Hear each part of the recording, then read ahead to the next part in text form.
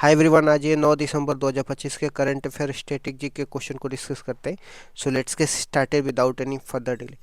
प्रश्न संख्या 1 से स्टार्ट करते हैं। हाल ही में 11वां इंटरनेशनल साइंस फेस्टिवल कहाँ पे प्रारंभ हुआ है? तो यह हरियाणा के पंचकुला में प्रारंभ हुआ है। यह साइंस फेस्टिवल का 11वां संस्करण था और इसका थीम क्या था? विज्ञान से समृद्धि। आयोजन की बात करते हैं तो आत्मनिर्भर भारत के लक्ष्य को ध्यान में रखते हुए इसको आयोजित किया गया है। प्रश्न संख्या 2 में आ जाते हैं। 5वें खेलो इंडिया यूनिवर्सिटी गेम्स में पदक तालिका में शीर्ष स्थान किसका रहा है? चंडीगढ़ यूनिवर्सिटी शीर्ष पे रही है। चंडीगढ़ यूनिवर्सिटी ने 42 गोल्ड जीते हैं और कुल पदक की बात करते हैं तो 67 पदक जीते हैं। लवली प्रोफेशनल यूनिवर्सिटी के कुल पदक ज़्यादा थे, 78 थे, लेकिन गोल्ड कम थे, 32 थे। गोल्ड अधिक होने के कारण चंडीगढ़ यूनिवर्सिटी प्रथम स्थान पर रही है। प्रश्न संख्या 3 में आ जाते हैं। सर्वाधिक पदक जीतने वाला खिलाड़ी कौन है? तो श्री हरि नटराज है। वे प्रसिद्ध तैराक हैं और उन्होंने कुल 11 पदक जीता है, जिसमें से 9 गोल्ड और 2 सिल्वर हैं। प्रश्न संख्या 4 में आ जाते हैं। हाल ही में लोकसभा में कौन सा प्राइवेट मेंबर बिल पेश किया गया है? तो right to disconnect private member bill पेश किया गया है। इसे सांसद सुप्रिया सूले ने पेश किया है। इसका उद्देश्य क्या है? ऑफिस टाइम खत्म होने के बाद कर्मचारी को काम से मुक्त रखने का अधिकार देता है। प्रश्न संख्या 5 में आ जाते हैं। भारत सरकार अपनी 8वीं आर्थिक जनगणना कब प्रारंभ करेगी? यह वर्ष 2027 में प्रारंभ करेगी। इसे राष्ट्रीय सांख्यिकी कार्यालय द्वारा संचालित किया जाएगा। इसकी मंत्रालय की बात करते हैं तो मंत्रालय मोस्पी है, जिसको सांख्यिकी व कार्यक्रम क्रियान्वयन मंत्रालय बोलते हैं। पहली आर्थिक गणना की बात करते हैं तो 1977 में हुई थी, ये भी आपको ध्यान में रखना। प्रश्न संख्या 6 में आ जाते हैं। डॉक्टर भीमराव अंबेडकर जी को श्रद्धांजलि देने के लिए महापरिनिर्वाण दिवस कब मनाया गया? तो 6 दिसंबर को मनाया गया। महापरिनिर्वाण शब्द बुद्ध को कुशीनगर में मोक्ष प्राप्ति से जुड़ा है। अंबेडकर जी की मोक्ष स्थली की बात करते हैं, जिसको चैत्य भूमि बोलते हैं, और यह मुंबई में है। प्रश्न संख्या 7 में आ जाते हैं। किस राज्य सरकार ने अनाथ बच्चों को शिक्षा व नौकरियों में 1% आरक्षण दिया है? तो महाराष्ट्र सरकार ने दिया है। यह आरक्षण शिक्षा और सरकारी नौकरियों दोनों में लागू होता है। इसका उद्देश्य क्या? अनाथ बच्चों को सामाजिक सुरक्षा प्रदान करना। प्रश्न संख्या 8 में आ जाते हैं। स्मॉल फाइनेंस बैंक में बदलने के लिए आरबीआई की मंजूरी पाने वाला पहला बैंक कौन सा बन गया है? तो फिनो पेमेंट बैंक बन गया है। यह भारत का पहला पेमेंट बैंक है जिसे स्मॉल फाइनेंशियल बैंक में बदलने की अनुमति मिली है आरबीआई से। प्रश्न संख्या 9 में आ जाते हैं। सलमान रुश्दी की नई किताब का नाम क्या है? The 11th over the quintet of history इनकी किताब का नाम है। पुस्तक का प्रमुख फोकस की बात करते हैं। इस पुस्तक का प्रमुख फोकस पॉइंट की बात करते हैं तो जीवन, मृत्यु और विरासत से संबंधित है। सलमान रुश्दी की प्रसिद्ध कृति मिडनाइट चिल्ड्रंस को 1981 में बुकर पुरस्कार मिला था, तो ये भी आपको ध्यान में रखना है। प्रश्न संख्या 10 में आ जाते हैं। 2025 गुवाहाटी ओपन में मेंस सिंगल्स का खिताब किसने जीता है? संस्कार शाश्वत ने जीता है। वे राजस्थान के जोधपुर से हैं। फाइनल में उन्होंने मिथुन मंजुनाथ को हराया है, तो ये भी आपको ध्यान में रखना। आधुनिक भारतीय इतिहास की महत्वपूर्ण घटनाओं के बारे में देखते हैं। 1901 से लेकर के 1947 के बीच की प्रमुख घटनाओं के बारे में हम देखेंगे। बंगाल विभाजन की घोषणा कब हुई थी? 7 अगस्त 1905 में हुई थी। 1905 में लॉर्ड कर्जन भारत के वायसराय थे। इसी घोषणा के विरोध में कोलकाता के टाउन हॉल में विदेशी वस्तुओं का बहिष्कार की शुरुआत हुई थी। बंगाल का विभाजन किस तारीख को होना तय हुआ था और इसे किस दिवस के रूप में मनाया गया? 16 अक्टूबर 1905 को बंगाल का विभाजन होना तय हुआ था और इसी तारीख को रक्षाबंधन दिवस के रूप में मनाया गया था। कांग्रेस का सूरत अधिवेशन कब हुआ और इसमें क्या प्रमुख घटनाएं थी? 1907 में सूरत अधिवेशन हुआ था। इस अधिवेशन में रास बिहारी घोष अध्यक्ष थे। कांग्रेस में गरम दल और नरम दल का विभाजन हो गया था। मोर्ले मिंटो एक्ट कब आया था? इसके द्वारा कौन सी प्रणाली शुरू की गई थी? मोर्ले मिंटो एक्ट 1909 में आया था और इसी एक्ट के द्वारा भारत में सांप्रदायिक निर्वाचन प्रणाली की शुरुआत हुई थी। महात्मा गांधी भारत कब वापस लौटे और इस दिन को किस रूप में मनाया जाता है? तो महात्मा गांधी 9 जनवरी 1915 को भारत लौटे थे। इस तारीख को प्रवासी भारतीय दिवस के रूप में मनाया जाता है। 1916 का कांग्रेस का लखनऊ अधिवेशन क्यों महत्वपूर्ण था? इस अधिवेशन के अध्यक्ष अंबिका चरण मजूमदार थे और इसी अधिवेशन में कांग्रेस और मुस्लिम लीग के बीच में समझौता हुआ और नरम दल और गरम दल का पुनः विलय हो गया। 1916 में किन अन्य महत्वपूर्ण घटनाओं की स्थापना हुई थी? तो 1916 में बनारस हिंदू यूनिवर्सिटी की स्थापना हुई थी। होम रूल लीग आंदोलन इसी वर्ष एनी बेसेंट और बाल गंगाधर तिलक के द्वारा शुरू किया गया था। 1917 का कांग्रेस का कोलकाता अधिवेशन क्यों खास था? इस अधिवेशन का अध्यक्ष एनी बेसेंट थी। महात्मा गांधी ने पहली बार किस सत्याग्रह में भाग लिया यह किस मुद्दे पर था? महात्मा गांधी ने पहली बार 1917 के चंपारण सत्याग्रह में भाग लिया था।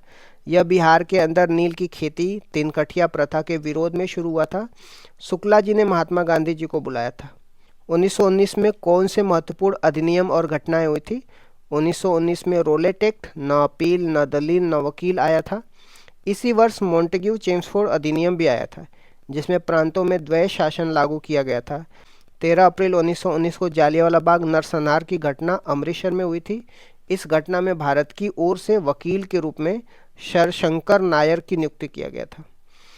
असहयोग आंदोलन की शुरुआत कब हुई और महात्मा गांधी ने क्या उपाधि त्यागी थी? असहयोग आंदोलन की शुरुआत 1920 में हुई थी। महात्मा गांधी ने अपने कैसर हिंद की उपाधि त्याग दी थी। चौरी चौरा घटना कब और कहाँ हुई? इसका असहयोग आंदोलन पर क्या प्रभाव पड़ा? चौरी चौरा घटना फरवरी 1922 में गोरखपुर, उत्तर प्रदेश में हुई थी। इस घटना के बाद असहयोग आंदोलन को समाप्त कर दिया गया था। स्वराज पार्टी की स्थापना कब और किसने करी थी? स्वराज पार्टी की स्थापना 1923 में चित्तरंजन दास और मोतीलाल नेहरू ने करी। महात्मा गांधी ने कांग्रेस के किस अधिवेशन की अध्यक्षता पहली बार की थी? 1924 में बेलगाम अधिवेशन के अध्यक्ष बने थे महात्मा गांधी जी, जो उनकी अध्यक्षता पहली बार थी।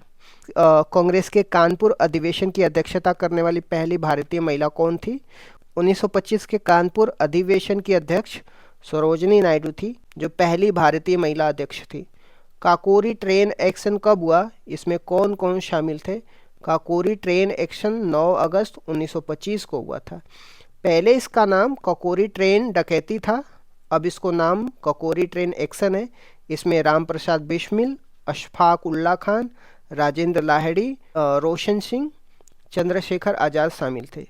साइमन कमीशन का निर्माण कब हुआ था और यह भारत कब आया था? साइमन कमीशन का निर्माण 1927 में हुआ था और यह भारत 1928 में आया था।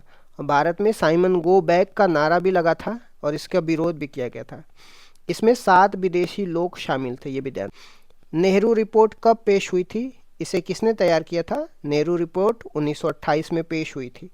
इसे मोतीलाल नेहरू ने तैयार किया था। कांग्रेस के लाहौर अधिवेशन में क्या प्रमुख मांग थी और इसकी अध्यक्षता किसने की थी? 1929 के लाहौर अधिवेशन में भारत में पहली बार पूर्ण स्वराज की मांग की गई थी। इस अधिवेशन के अध्यक्ष जवाहरलाल नेहरू थे। पूर्ण स्वराज दिवस कब घोषित किया गया था? 26 जनवरी 1930 को पूर्ण स्वराज दिवस घोषित किया गया था। सविनय अवज्ञा आंदोलन कब शुरू हुआ और दांडी मार्च का संबंध इससे कैसे है? सविनय अवज्ञा आंदोलन 1930 में शुरू हुआ था। 12 मार्च 1930 से 6 अप्रैल 1930 तक साबरमती आश्रम से दांडी तक चला। दांडी मार्च नमक कर के विरोध में सविनय अवज्ञा आंदोलन का ही एक हिस्सा था। पहला गोलमेज सम्मेलन कब हुआ? इसमें कांग्रेस ने भाग लिया था या नहीं? पहला गोलमेज सम्मेलन 1930 के अंतिम महीने में शुरू हुआ था। इसमें कांग्रेस ने भाग नहीं लिया था। गांधी इरविन पैक्ट कब हुआ? इसका क्या परिणाम हुआ? गांधी इरविन पैक्ट 5 मार्च 1931 को हुआ था। इसी के तहत यह तय हुआ कि कांग्रेस दूसरे गोलमेज सम्मेलन में भाग लेगी। भगत सिंह, राजगुरु, सुखदेव को फांसी कब हुई थी? भगत सिंह, राजगुरु, सुखदेव को 23 मार्च 1931 को फांसी दी गई थी। दूसरा गोलमेज सम्मेलन कब हुआ? इसमें महात्मा गांधी कैसे भाग लिया था? दूसरा गोलमेज सम्मेलन 1931 में हुआ था। इसमें महात्मा गांधी राजपूताना जहाज से भाग लेने गए थे। उन्होंने तीसरे में भाग नहीं लिया था। सांप्रदायिक पंचाट कब आया और इसे कौन लेकर आया था? सांप्रदायिक पंचाट 1932 में आया था। इसे रामसे मैकडॉनल्ड्स ब्रिटिश के प्रधानमंत्री लेकर आए थे। पूना पैक्ट कब और किसके बीच में हुआ था? पूना पैक्ट सितंबर 1932 में हुआ था। यह महात्मा गांधी और डॉक्टर भीमराव अंबेडकर के बीच में हुआ था। अगस्त प्रस्ताव और व्यक्तिगत सत्याग्रह कब शुरू हुआ और व्यक्तिगत सत्याग्रह के पहले व्यक्ति कौन थे? अगस्त प्रस्ताव 1940 का था। व्यक्तिगत सत्याग्रह आंदोलन भी इसी वर्ष हुआ था। विनोबा भावे व्यक्तिगत सत्याग्रह के पहले व्यक्ति थे। भारत छोड़ो आंदोलन कब शुरू हुआ? उस समय भारत के वायसराय कौन थे? भारत छोड़ो आंदोलन 9 अगस्त 1942 को शुरू हुआ था। इस समय लिलिंथो भारत के वायसराय थे। इससे पहले ऑपरेशन जीरो हावर शुरू हुआ था और करो और मरो का नारा भी दिया गया था। कैबिनेट मिशन का निर्माण कब शुरू हुआ? इसके सदस्य कौन थे? कैबिनेट मिशन का निर्माण मार्च 1946 में शुरू हुआ था। इसमें Pethick Lawrence, Alexander, Stafford, Cripps शामिल थे। यह भारत में संविधान सभा बनाने के लिए आया था।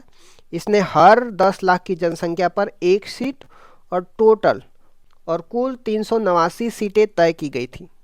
संविधान सभा की पहली बैठक कब हुई? इसके अस्थायी अध्यक्ष कौन थे? संविधान सभा की पहली बैठक 9 दिसंबर 1946 में हुई थी।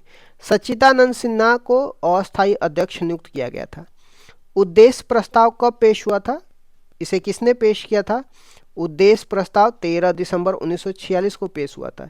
इसे पंडित जवाहरलाल नेहरू ने पेश किया था और 22 जनवरी 1947 को इसे स्वीकार किया गया।